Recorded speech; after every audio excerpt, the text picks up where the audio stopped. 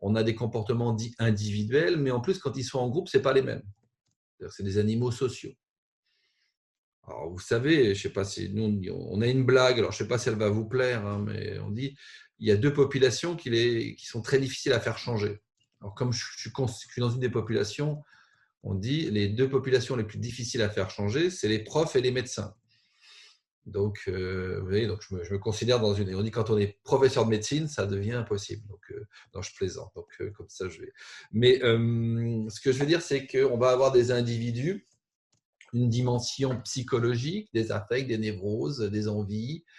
Il y a les constructions idiosyncratiques, hein, on appelle ça. Donc, ça veut dire que vous êtes le fruit, dirais-je, de votre histoire, de votre éducation, de votre éducation au sens parental, mais de votre éducation au sens de vos études, etc. Je sais que Jean travaille beaucoup sur cela, la manière dont sont faites, la philosophie, la réalisation des études de médecine, c'est une philosophie particulière. Donc, on arrive avec un façonnage quand même qui n'est pas anodin.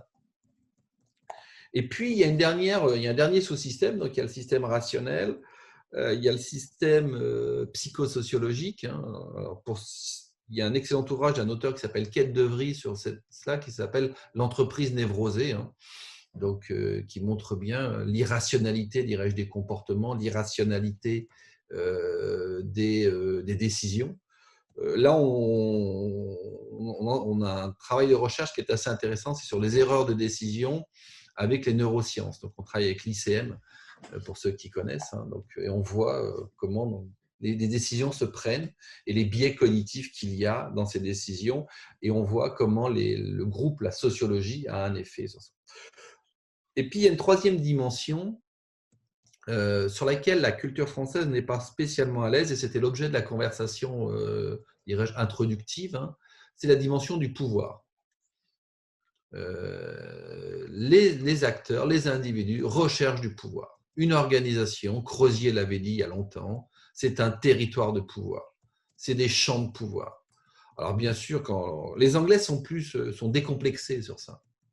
On parle du pouvoir, on fait du lobbying, paraît normal.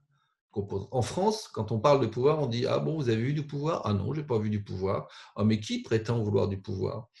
Non, on cherche tous du pouvoir. Alors, il y a certains qui disent « Mais non, moi, je suis contre le pouvoir, je ne veux pas de ça. » Je dis toujours deux définitions assez simples.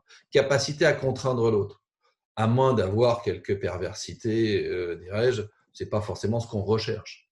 Capacité à un groupe qui nous permet de dépasser nos limites biologiques et qui nous reconnaît socialement. Là, d'un seul coup, le pouvoir, ça devient super intéressant.